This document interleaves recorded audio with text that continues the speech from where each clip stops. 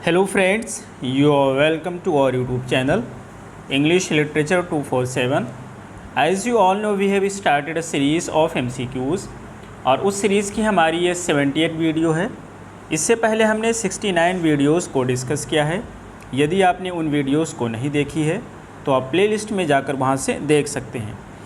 आज की इस वीडियो में हम मॉडर्न एज को डिस्कस करेंगे। मॉडर्न एज पे ये हमारी थर्ड वीडियो होगी और इस सीरीज़ की हमारी ये 70th वीडियो होगी। तो चलिए हम शुरू करते हैं अपनी आज की इस वीडियो को। हमारा फर्स्ट क्वेश्चन है, विच of the following plays bye John Galsworthy is on the social theme of illicit love, young man taking responsibilities for the girls pregnant. ये कहना चाहते हैं कि जॉन गाल्सवर्दी का कौन सा एक प्ले है जिसकी थीम है इलिसिट लव, यानी कि इलीगल लव उसकी थीम है। उसमें जो यंग मैन होते हैं वो रिस्पॉन्सिबल होते हैं गर्ल्स के प्रेग्नेंट होने के। फर्स्ट है लॉयल्टीज़, सेकंड है द एल्डेस्ट सन, थर्ड है द मॉब, फोर्थ है एस्केप। तो फर्स्ट का हमारा सही आंसर है बी, द एल्डेस्ट सन। ये जो प्ले है द एल्डेस्ट सन, इसे जॉन गाल्सवर्दी के द्वारा लिखा गया है। हमारा सेकंड क्वेश्चन है,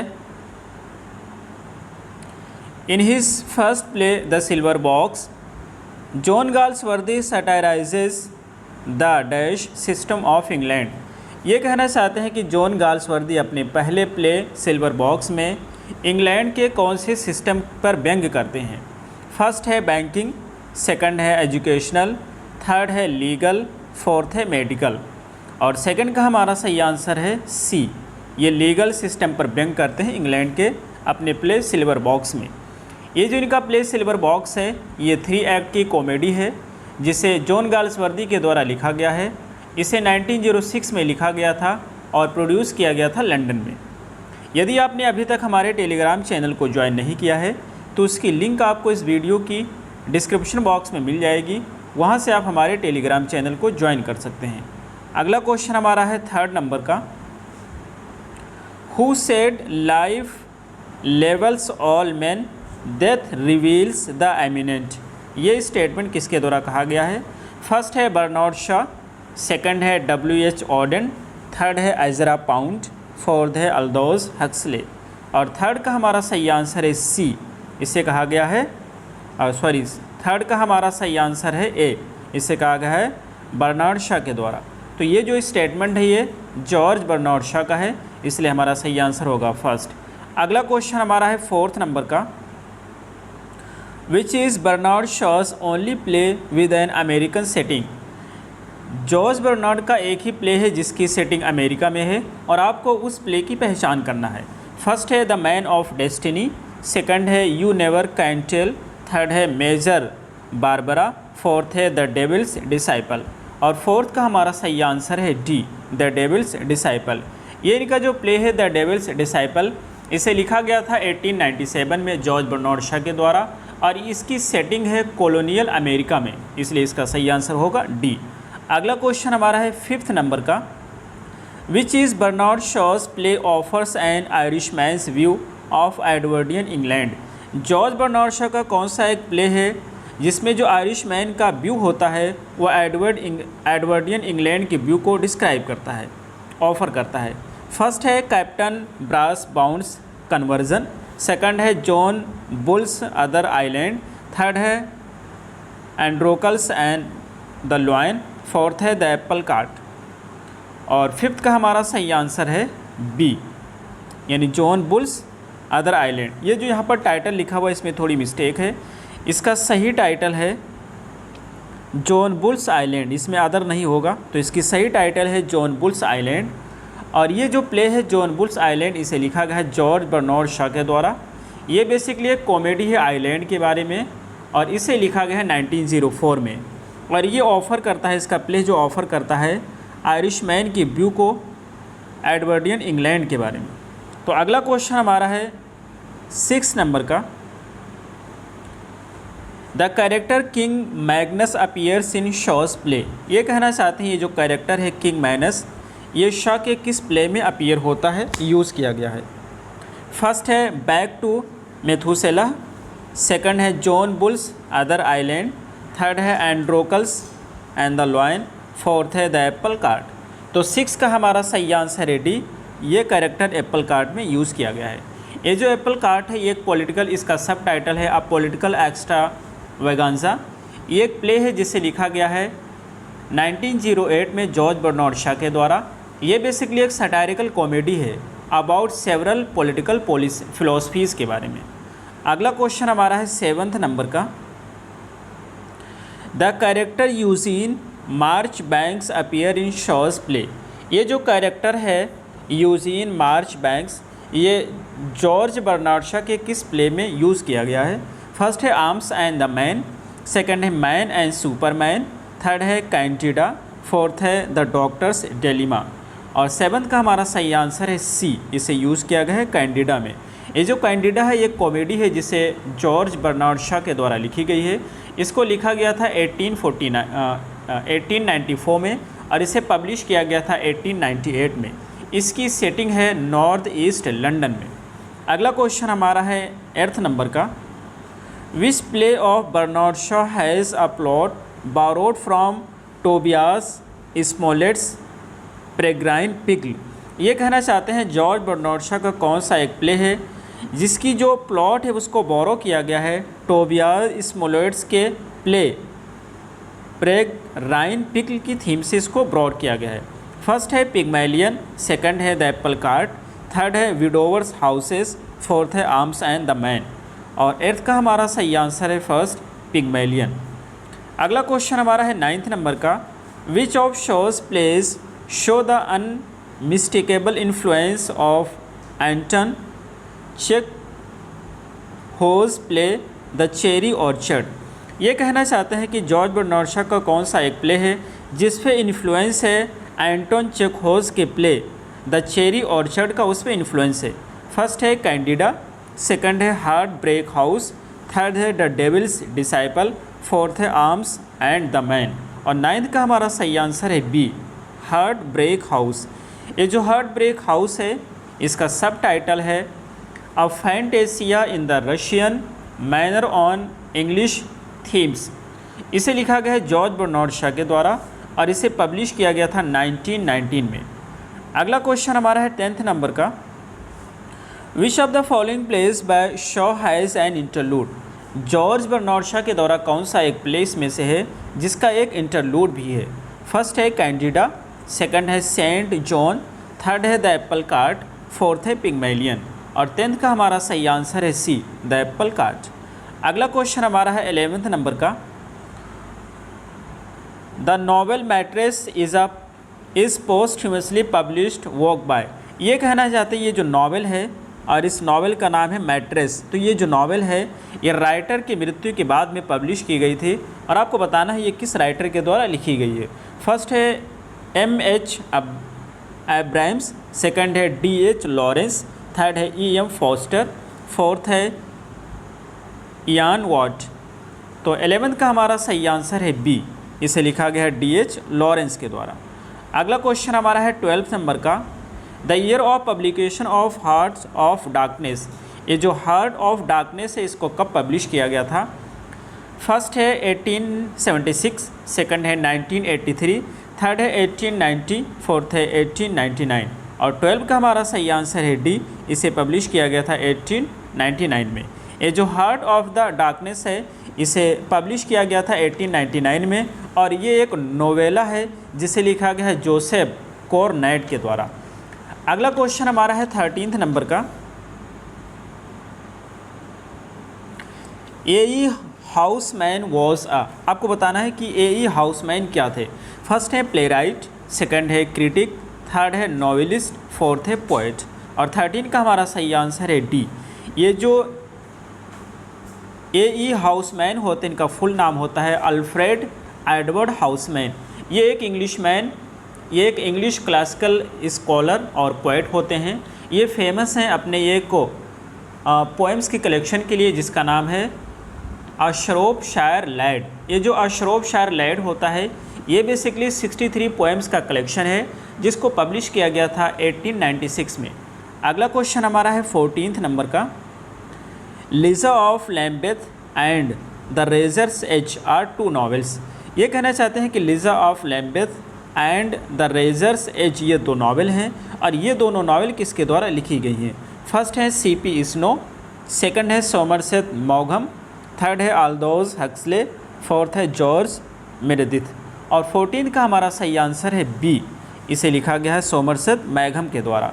तो ये जो लिजा ऑफ लैम्बेथ है इसको पब्लिश किया गया था 1897 में और सेकंड है द रेजर्स एज जो है इसे पब्लिश किया गया था 1944 में और ये दोनों नावल्स लिखी गई हैं W. समरसेट मॉघम के द्वारा। अगला क्वेश्चन हमारा है 15th नंबर का, who wrote the science fiction novel the coming race. ये कहना चाहते हैं ये जो कमिंग रेस यहाँ पे है, ये कमिंग रेस एक नावल है जो कि एक साइंस फिक्शन नावल है और आपको बताना है कि ये किसके द्वारा लिखी गई है जिसने व्यंग किया है थ्योरी ऑफ इवोल्यूशन को। फर्स्ट है बेंजामिन डिज़राइली, सेकंड है बुल्वर लाइटोन, थर्ड है सैमुअल बटलर, फोर्थ है H.G. वेल्स और 15th का हमारा सही आंसर है बी, इसे लिखा गया है बुल्वर लाइटोन के द्वारा। तो ये जो द कमिंग रेस है ये एक नावल है जिसे लिखा गया है एडवर्ड बुटलर लाइटोन के द्वारा, बुल्वर लाइटोन के द्वारा और ये बेसिकली इसको पब्लिश किया गया था एनोनिमसली 1878 में। ये को साइंस फिक्शन नावल है और ये व्यंग करती है द थ्योरी ऑफ इवोल्यूशन को। अगला क्वेश्चन हमारा है 16 नंबर का, विच 1945 novel is a satire in fable form on the revolutionary and post revolutionary Russia. ये कहना चाहते हैं कौन सी एक 1945 में लिखी गई नावल है जो कि व्यंग करती है, यानी कि वो व्यंग है फेबल, एक फेबल के फॉर्म में है लेकिन वो व्यंग है और वो व्यंग किस चीज़ पे है? रिवोल्यूशनरी और पोस्ट रिवोल्यूशनरी रशिया पर व्यंग है। फर्स्ट है डार्कनेस एट नून, सेकंड है एनिमल फॉर्म, थर्ड है इरेवन, फोर्थ है ब्रेव न्यू वर्ल्ड। तो 16 का हमारा सही आंसर है बी, 16 का सही आंसर है बी, एनिमल फॉर्म। ये जो हमारा एनिमल फॉर्म है इसे लिखा गया है जॉर्ज ऑरवेल के द्वारा और ये बेसिकली एक एलेगोरिकल नोवेला है जिसको पब्लिश किया गया था 1945 में। और ये जो एनिमल फॉर्म है इसमें जो एनिमल्स होते हैं वो अपने मालिक के खिलाफ बगावत कर देते हैं, उनका मालिक जो होता है ये ह्यूमन होता है और उसी के खिलाफ ये बगावत कर देते हैं, वही इसकी स्टोरी है। अगला क्वेश्चन हमारा है 17th नंबर का, the Moon and Sixpence a novel based on the life of the artist Paul Gauguin is written by. ये कहना चाहते हैं the Moon and Sixpence एक नावल है जो कि बेस्ड है एक आर्टिस्ट के लाइफ पर और आपको बताना है ये किसके द्वारा लिखी गई है। फर्स्ट है ऑल्डोस हक्सले, सेकंड है लॉरेंस डूरेल, थर्ड है मालकोल्म लोरी, फोर्थ है समरसेट मॉघम और 17 का हमारा सही आंसर है डी, इसे लिखा गया है समरसेट मॉघम के द्वारा। अगला क्वेश्चन हमारा है 18th नंबर का, savage John is a character in. आपको बताना है कि सैवेज जॉन एक कैरेक्टर है और उसको किस प्ले में यूज़ किया गया है। फर्स्ट है power and the glory, second है द इनहेरिटर्स, थर्ड है ब्रेव न्यू वर्ल्ड, फोर्थ है मेलोन डाइज और 18 का हमारा सही आंसर है सी, इसे यूज़ किया गया है ब्रेव न्यू वर्ल्ड। तो ये जो ब्रेव न्यू वर्ल्ड है इसे लिखा गया है ऑल्डोस हक्सले के द्वारा और ये बेसिकली एक dystopian social science fictional novel है। इसको लिखा गया था 1931 में और इसे पब्लिश किया गया था 1932 में। अगला क्वेश्चन हमारा है 19th नंबर का, in which poem does the line to purify the dialect of the tribe occur. आपको बताना है कि ये जो लाइन है to purify the dialect of tribe ये किस पोएम में यूज़ किया गया है। फर्स्ट है लिटिल गिडिंग, सेकंड है ऐश वेंसडे, थर्ड है बर्ट नॉर्टन, फोर्थ है द वेस्टलैंड और 19 का हमारा सही आंसर है फर्स्ट, इसे यूज़ किया गया है लिटिल गिडिंग के द्वारा। ये जो पोएम है लिटिल गिडिंग इसे लिखा गया है T.S. एलियट के द्वारा। तो बेसिकली ये जो लिटिल गिडिंग है ये T.S. एलियट का एक पोएम का कलेक्शन होता है जिसे हम जानते हैं 4 क्वार्टेट्स के नाम से। तो जो 4 क्वार्टेट्स होता है उसमें 4 पोएम का एक सेट होता है जिसमें फर्स्ट पोएम होती है बर्ट नॉर्टन, सेकंड है ईस्टर कोकर, थर्ड है द ड्राई सॉल्वेज और फोर्थ है लिटिल गिडिंग और वही उसी जो लास्ट वाली पोएम है लिटिल गिडिंग उसी की ये लाइन है और इसे लिखा गया है T.S. एलियट के द्वारा। अगला क्वेश्चन हमारा है 20th नंबर का, Somerset Maugham's autobiographical novel of human bondage takes its title from. ये कहना चाहते हैं कि सोमरसेट मैगहम की एक नावल है और उस नावल जो है वो ऑटोबायोग्राफिकल नावल है, जिसका जो नावल है उसका नाम है ऑफ ह्यूमन बैंडेज। ये नावल है और इसका टाइटल किस वर्क से लिया गया है? फर्स्ट है प्लेटो, सेकंड है अरिस्टोटल, थर्ड है लेबनिज, फोर्थ है स्पिनोज़ा और 20th का हमारा सही आंसर है डी, स्पिनोज़ा से लिया गया है। तो ये जो ऑफ ह्यूमन बैंडेज है, ऑफ ह्यूमन, ये बेसिकली बॉन्डेज है, BON बॉन्डेज है, ऑफ ह्यूमन बॉन्डेज। तो ऑफ ह्यूमन जो बॉन्डेज है इसको पब्लिश किया गया था 1950 में और इसे लिखा गया है सोमरसेट मैगहम के द्वारा। ये बेसिकली एक ऑटोबायोग्राफिकल नावल है। इसके टाइटल को बारो किया गया है स्पिनोज़ा से, इसलिए सही आंसर होगा डी। अगला क्वेश्चन हमारा है 21 नंबर का। The ascent of F6 is a play by. ये आपको बताना है कि द एसेंट ऑफ F6 एक प्ले है और इस प्ले को किसके द्वारा लिखा गया है?